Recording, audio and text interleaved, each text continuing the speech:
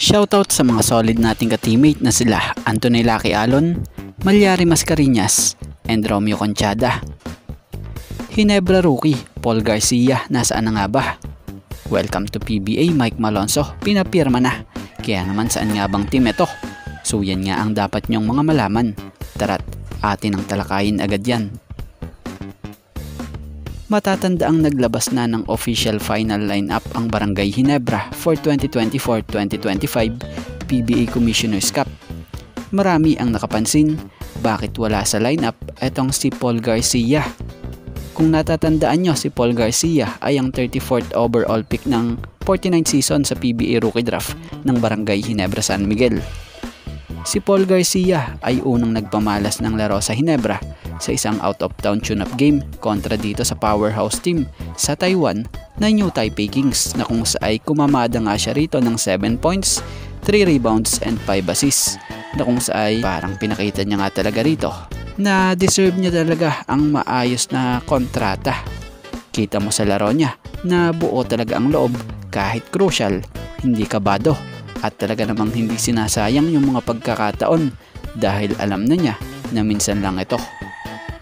So kinalaunan, nakakuha ng 2-year contract sa Ginebra o nakatanggap ito ng 2-year contract dito sa Barangay Ginebra. Kaya lang bakit nga ba ganito? Halos di pa nga po natatapos ang isang conference. Nung nakaraang conference nalagay nga agad ito sa reserve list. Tapos ngayong conference sa nilabas na final lineup ng Ginebra, kahit sa reserve list, wala nga ito. Dahil si Malonzo lang ang nakasulat dito. So nasaan na nga ba itong si Paul Garcia? Dahil sa pagkakaalam natin, 2-year deal ang pinirmahan nito dito. So sayang yung talent ng batang ito. Magaling pa man din at napakasipag ng player na to. So sa opinion natin possible baka nasa practice player ito muna, ibinilang ng Barangay Ginebra. Kayo ba? May alam ba kayo kung nasaan si Paul Garcia?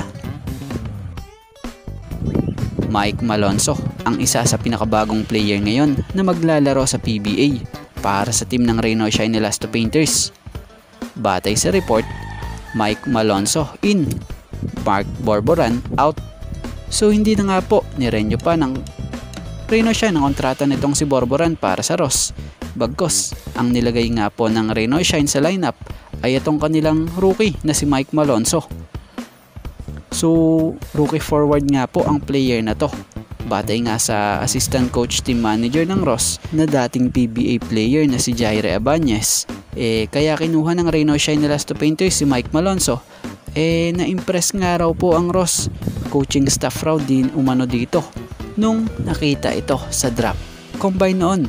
So sa mga hindi nakakaalam si Mike Malonzo nakuha nung nakaraang 49th season rookie draft ng Reno Shine Elasto Painters, kaya lang hindi nga agad ito nabigyan ng chance sa Ross dulot ng commitment nito sa isang team sa MPBL na San Juan Knights Go for Gold. Pero ngayon ito't nakuha na ng Ross na kung saan napapirma na ito ng Reno Shine Elasto Painters ng 2 conference contract. So yan, sa ngayon ito nga lang po muna ang ating sports pasada. And thank you for watching guys, and God bless everyone.